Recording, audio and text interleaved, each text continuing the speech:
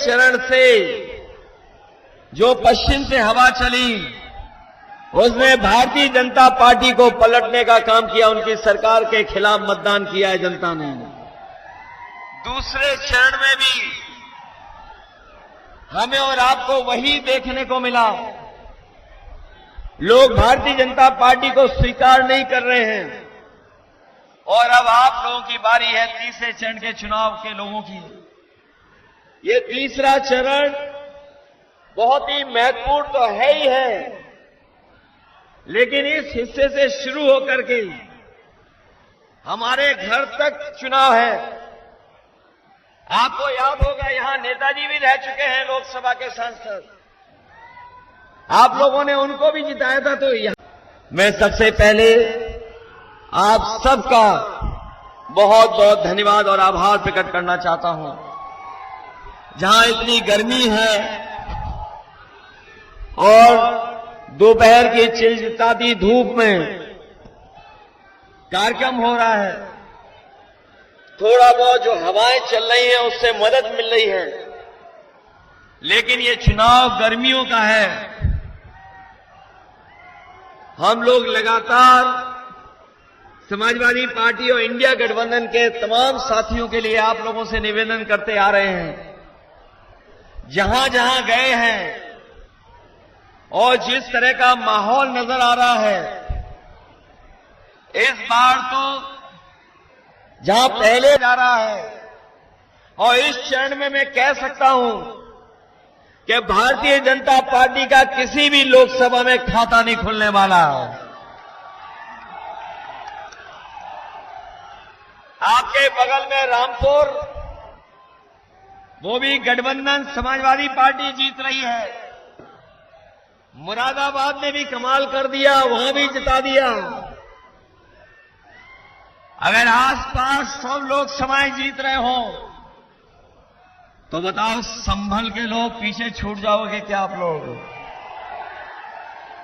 मैं संभल के लोगों से अपील करना चाहता हूं कि जब भारतीय जनता पार्टी की सबसे ज्यादा हार वाली सीटों की गिनती हो, देश में जहां सबसे ज्यादा वोटों से भारतीय जनता पार्टी हारी हो, उस गिनती में भी संभल लोकसभा आना चाहिए। और इसलिए क्योंकि ये जहां श्रद्धांजलि देने का भी चुनाव है, ये चुनाव विशेष परिस्थितियों में हो रहा है।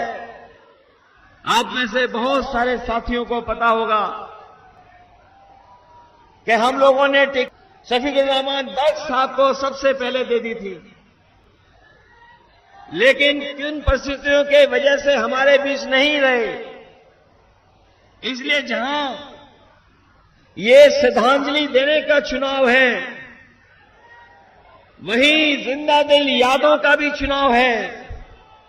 एक ऐसे इंसान को हम लोगों ने खोया जो बिल्कुल दिल दिमाग से अपने किसानों को एमएसपी का अधिकार दिलाएंगे, वहीं अपने किसानों का जो भी कर्ज है वो भी माफ कराने का काम आने वाले समय में इंडिया गठबंधन की सरकार में होगा।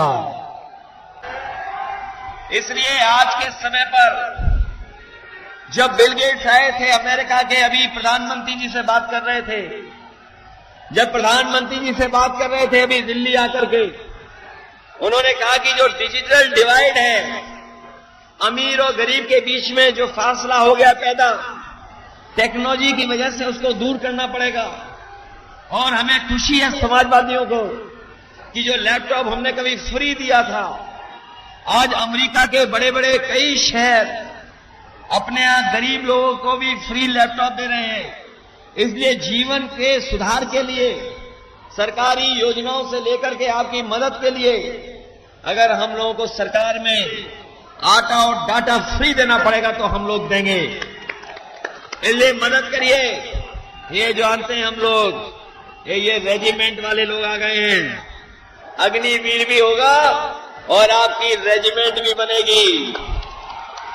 और रेजिमेंट के लिए आज से नहीं हम कह रहे हैं, 2019 का घोषणा पत्र पढ़ना। हमने कहा था कि फौज की भर्ती में बहुत सारे लोग जाते हैं, बहुत सारी रेजिमेंटों की मांग है, तो आई रेजिमेंट भी बने और गुजरात रेजिमेंट भी बने, दोनों रेजिमेंट बने और पक्की नौकरी की भर्ती हो। ये हमारे नौजवान पक्की नौकरी चाहते हैं, इसलिए मदद करना आप लोग।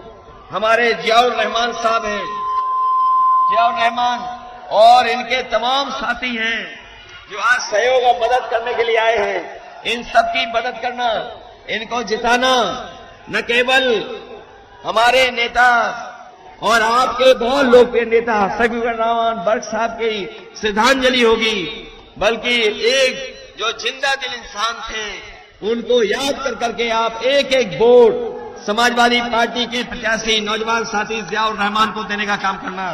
साथ ही साथ हमारे बहुत सारे साथी हैं, शेर खान साहब, सुमित यादव से लेकर के और एक कपिल यादव और कई साथी जिनका नाम नहीं ले पाए हैं, मैं उन सभी का धन्यवाद देता हूं। और विशेषकर अपने जो आए हुए सभा में साथी हैं उनका धन्यवाद दूंगा, आभार प्रकट करूंगा कि आप लोगों ने इस कार्यक्रम को सफल बनाने का काम किया है। बीजेपी को इसलिए भी वोट मत देना कि इन्होंने इस गर्मी में चुनाव कराया है हमें और आपको सबको तकलीफ देने के लिए। हम लोगों को तो कम तकलीफ दे रहे हैं, प्रशासन को और जनता को ज्यादा तकलीफ दी है। अगर एक महीना पहले चुनाव करा लेते तो कौन सी गर्मी कम या ज्यादा हो जाती, इनको क्या परेशानी आ जाती। इसलिए हम आपसे अपील करते हुए कि समाजवादी साथी इंडिया गठबंधन के जियाउर रहमान को बहुत अच्छे वोटों से जिता करके भेजना। बहुत बहुत बधाई। बिल्कुल साफ थे और अपने लोगों की बात और हक और अधिकार के लिए हमेशा खड़े रहते थे। इसलिए उनको याद कर करके, उनको श्रद्धांजलि देते हुए एक एक वोट हमारे समाजवादी पार्टी और गठबंधन के जियाउर रहमान को ऐतिहासिक वोटों से जिताने का काम करना। ये जो बीजेपी वाले घूम भी रहे हैं, पहले इन्होंने 400 पार का नारा दिया, जैसे ही दूसरा चरण खत्म हुआ 400 पार का नारा भूल गए। ये जो 400 की गिनती है, जो लोग कंप्यूटर चलाते होंगे, कभी कभी फॉल्ट आता है तो उसमें भी लिख के 400 ही आता है। ये बीजेपी के लोगों को हवा का रुख नहीं पता था, इसलिए 400 पार कह रहे थे।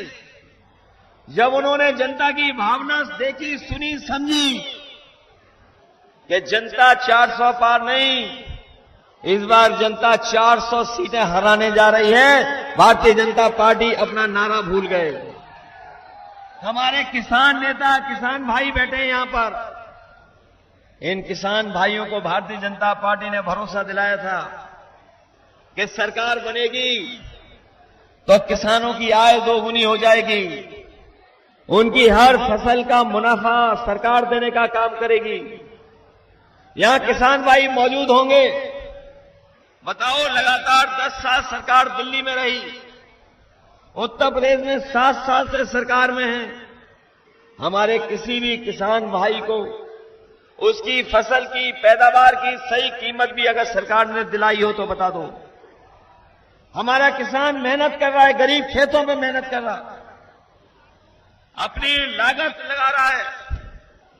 न केवल इनका धोखा दिया है, बल्कि लगातार महंगाई बढ़ा करके हमारे किसानों की लागत बढ़ा दी।